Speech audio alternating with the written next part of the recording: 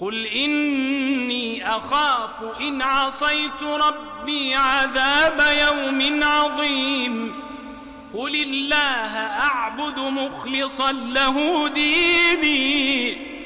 فاعبدوا ما شئتم من دونه قل إن الخاسرين الذين خسروا أنفسهم وأهليهم يوم القيامة ألا ذلك هو الخسران المبين.